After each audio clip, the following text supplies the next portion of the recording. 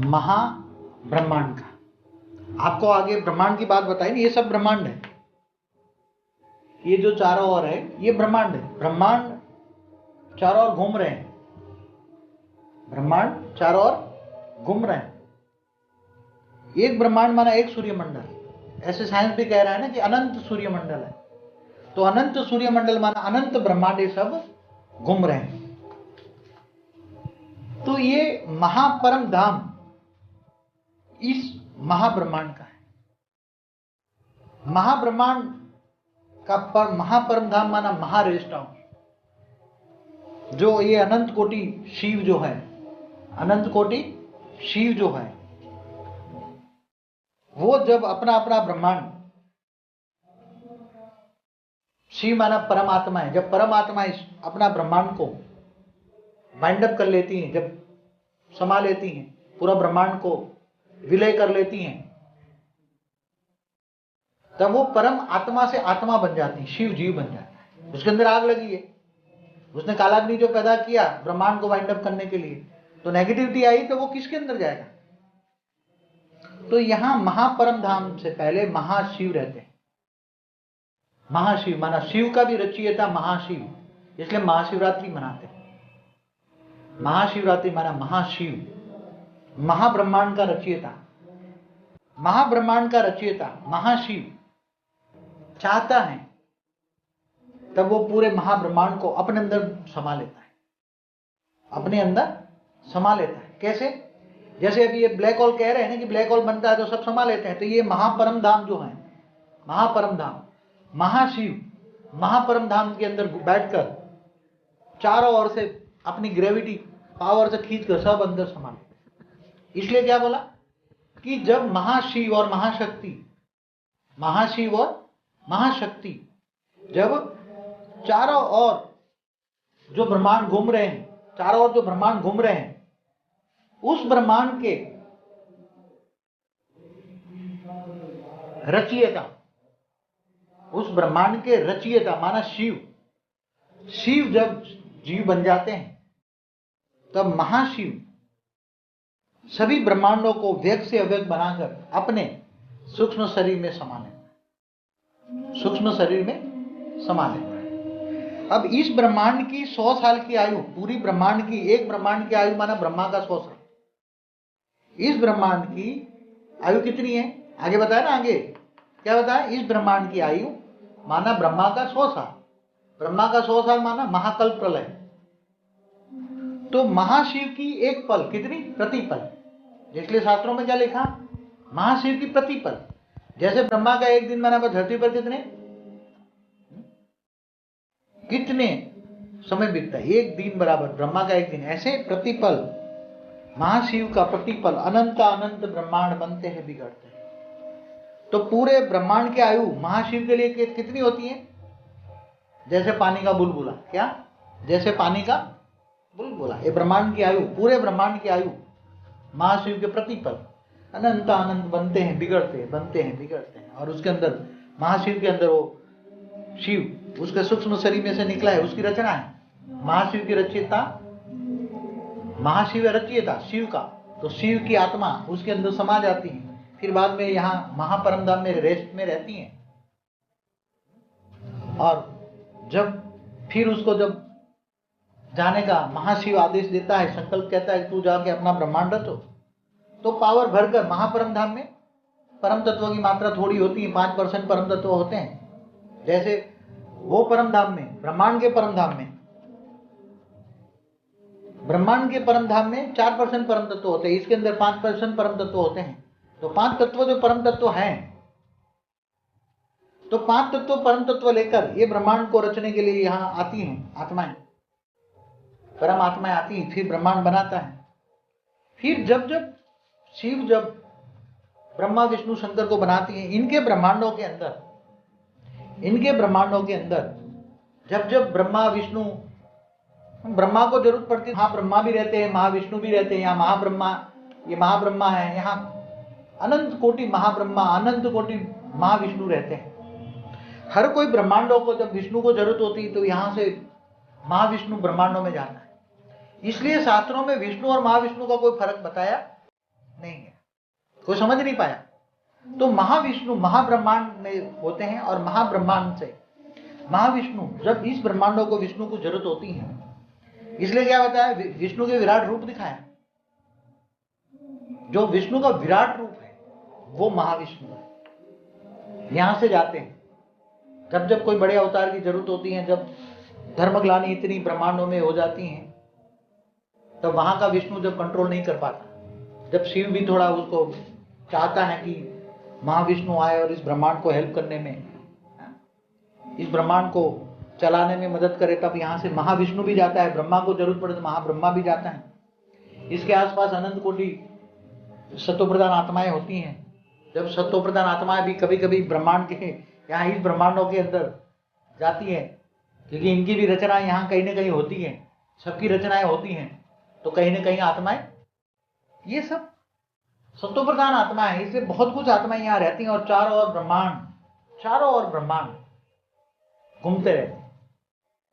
अनंत अनंत ब्रह्मांड घूमते रहते हैं, बनते हैं, बिगड़ते हैं। और महाशिव जब फिर महाशिव के अंदर, महाशिव जो शिव के रचयिता है, उसके अंदर जब महाशिव के अंदर, महापरम धाम के अंदर धीरे धीरे धीरे नेगेटिविटी बढ़ती जाती है, परम तत्वों की मात्रा कम हो जाती है, और तब ये ब्रह्मांड चलाने की शक्ति महाशिव में नहीं रहती। कोई भी रचयिता होता है, रचना में अंदर जब पावर नहीं जाती तो ऑटोमेटिक रचना नेगेटिव बन जाती है। कोई भी रचना कब तक चलती है? जब तक रचयिता में पावर होता है। तो रचयिता में पावर कब होता है? क्योंकि उसकी एक लिमिट है, उसकी एक पावर लिमिट होती है। तो ये जब पावर महाशिव के अंदर, महापरम धाम के अंदर, ये पावर जब यहाँ परम तत्वों की मात्रा खत्म हो जाती है और परम तत्वों से ये पूरा परम धाम भी तत्वों में हो जाता है, चारों ओर पूरा तत्वों को ये छा जाता है, तब महाशिव महाशक्ति को अंदर समाकर, महाशिव महाशक्ति कंबाइंड रूप होकर पूरा इसको ब्लैक होल बनाकर पूरा ये अनंत कोटि ब्रह्मांड अपने सूक्ष्म शरीर के अंदर समा लेते हैं। और एक एक सेल के अंदर, उसके एक एक सूक्ष्म शरीर के एक एक सेल के अंदर, एक के रोम के अंदर, क्या महाशिव के अंदर एक एक रोम के अंदर अनंत अनंत ब्रह्मांड समा जाते हैं और महाशिव महाकाल बनता है। महाशिव को महाकाल कहेंगे और शिव को काल कहेंगे, शिव को काल कहेंगे और महाशिव को महाकाल कहेंगे। तो महाकाल प्रलय होता है। क्या होता है? महाकाल प्रलय होता है। आगे बताया ना, कल प्रलय,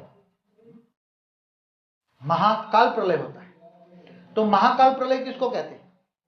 जब वो महाशिव अनंत अनंत ब्रह्मांडों को वाइंड अप करता है, समा लेता है, जब उनमें महाशिव के अंदर भी परम तत्वों की मात्रा खत्म हो जाती है, कोई भी रचयिता जब पावरलेस हो जाता है, महाशिव की जो परमात्मा है, महाशिव की भी जो परम आत्मा है, महाशिव भी एक आत्मा ही है, शक्ति है, आत्मा है, तो उसके अंदर परम तत्व खत्म हो जाते हैं। जब वो भी तत्वों में परिवर्तन हो जाता है, अव्यक्त से व्यक्त बन जाता है, महाशिव भी अव्यक्त से व्यक्त बन जाता है, तब वो व्यक्त माना तत्वों का, माना नेगेटिव का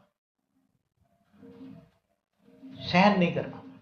जब किसी भी रचयिता महाशिव सहन नहीं कर पाता, तब महाकाल बन के सब पूरा अंदर ये ब्लैक होल बन जाता है। क्या बन जाता है? महापरम धाम ब्लैक होल बन जाता है और ब्लैक होल बना के सब अपने अंदर समा लेता है। तो महाशिव भी क्या बन गया? आत्मा बन गई। क्या बन गई? आत्मा बन गई। जैसे शिव भी आत्मा बन गई, महाशिव भी आत्मा बन गई। आत्मा माना तत्व, व्यक्त। अब उसके अंदर इतनी नेगेटिविटी आई तो उसको भी पावर चाहिए। अगर कोई भी आत्मा के अंदर नेगेटिविटी आती है, कोई भी आत्मा के अंदर नेगेटिविटी आएगी तो वो चार्ज कहां से करेगा? हर कोई आत्मा को चार्ज करना है, हर कोई आत्मा को कोई भी पावर चाहिए, तो पावर कहां से मिलेगा? पावर माना परम तत्व चाहिए, तो कहां से मिलेगा? तो वो अपने रचयिता के पास जाए। जैसे ये शिव का रचयिता महाशिव है, तो जब शिव को पावर चाहिए तो यहाँ वाइंड अप करके यहाँ चले आते हैं, महापरम धाम में रहते हैं। फिर जब चाहे तो वो अपना ब्रह्मांड रचते हैं, और जब जब ब्रह्मांडों को रचना की जरूरत पड़ती है तो यहाँ से महाब्रह्मा महाविष्णु जाकर इस ब्रह्मांडों को हेल्प करते हैं या सतोप्रधान आत्माएं भी यहाँ से ब्रह्मांडों पर जाती हैं हेल्प करने के लिए। तो ये ब्रह्मांड एक हो गया सूर्य मंडल। एक सूर्य के आसपास 108 ग्रह हैं। कितने हैं? 108 ग्रह हैं। और जो सितारे हैं वो तो जैसे 33 कोटि देवता है, हर देवताओं का अलग अलग सितारा है। जैसे शुक्राचार्य, तो शुक्राचार्य शुक्र पे रहते हैं, ध्रुव है तो ध्रुव पे रहता है। तो हर कोई आत्मा का इस ब्रह्मांड के अंदर जो सितारे आपको दिखते हैं, जो सूर्य से दिखते हैं, सूर्य की रोशनी करती है तब तक सितारे दिखते हैं। तो जो सितारे दिखते हैं इस ब्रह्मांड के अंदर, तो इस ब्रह्मांड की आत्माओं का सितारा है। कितनी देवताओं, जितने देवता थे सबके सितारे अलग थे। वो तो सबके सितारे फिर इंद्रलोक के अंदर वहां जो नाच गान हो रहा था सब वहां जाते थे। ये नाच गान वाले का ग्रह अलग था। इंद्रलोक में इंद्रलोक अलग था, एक ग्रह था, मतलब उसको सितारा कहेंगे, ग्रह भी नहीं कहेंगे। तो ऐसे 108 ग्रह भी साइंस वालों ने 35 ग्रह तो निकाल दिए हैं, ढूंढ निकाले कि केवल 9 ग्रह नहीं है। प्लूटो, यूरेनस, नेपच्यून भी बाद में निकाले उन्होंने, जो दूसरे जो साइंस वालों ने, रोमन, वैसे तो रोमन कैथोलिक वालों ने निकाले थे प्लूटो, यूरेनस, नेपच्यून। वो हमारे अंदर नहीं थे, हमारे शास्त्रों में नहीं थे। हमारे शास्त्रों में तो 9 ग्रह। तो 9 ग्रह की इफेक्ट होती है धरती के आसपास नजदीक है, इसलिए इसकी इफेक्ट होती है। दूर दूर ग्रह है, तो ग्रह पर कौन चलाता है? जैसे सूर्य, आप कहते हैं सूर्य नारायण, इस ब्रह्मांड का सूर्य नारायण है। तो सूर्य नारायण कहाँ रहता है? सूर्य नारायण सूर्य के अंदर रहता है। सूर्य नारायण कहाँ रहता है? सूर्य के अंदर रहता है, क्योंकि उसका अग्नि तत्व है। तो सूर्य नारायण को अग्नि तत्व जला पाएगा, क्योंकि वो अग्नि तत्व का है। सूर्य के अंदर, सूर्य के रथ पहिए सब पता है, सूर्य घूमता रहता है। पहले वो अपने शास्त्रों में देखो सूर्य घूमता रहता था, मगर अभी सूर्य के आसपास घूमते, उल्टा चक्र हो गया ना। हमेशा हर चीज बदलती रहती, हर चीज बदलती रहती है। अपने शास्त्रों में जो बहुत पुरानी बातें लिखी, अभी आज बदल गया सब कुछ चीज।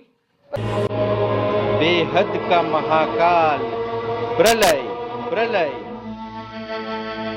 तत्व परिवर्तन होते रहते हैं। क्या तत्वों का? और अनंत कोटि तत्व। ये तो 5 तत्व बोल दिए, बाकी ऊपर में जाओ तो हर आत्मा का तत्व का अलग है। वायु में कितने तत्व है?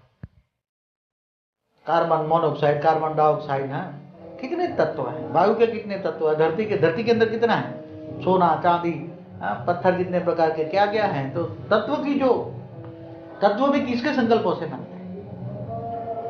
हर कोई चीज स्थूल बनी या सूक्ष्म बनी, जो भी चीज बनी किसके संकल्पों से बनती है? हमेशा कोई भी चीज सूक्ष्म संकल्पों से बनती है, संकल्पों से बनती है। पहले सूक्ष्म बनती है, फिर स्थूल बनते हैं। तो यहाँ हर जो ब्रह्मांड आप जो दिखते हैं, हर ब्रह्मांड की रचयिता परमात्मा, शिव माना परमात्मा। हर परमात्माओं का, ब्रह्मांडों का रूप रंग सब अलग है। हर ब्रह्मांड का रूप रंग तत्व सब कुछ अलग है। एक ब्रह्मांड दूसरे से ना मिले। क्यों? आज भी मनुष्य आत्मा की एक रूप रंग किसी को मिलता है? एक भी आत्मा को देखो, उसका शरीर देखो, किसी से मिलता है? क्यों नहीं मिलता? क्योंकि आत्माओं के स्वभाव संस्कार से ही उसका स्थूल बॉडी या सूक्ष्म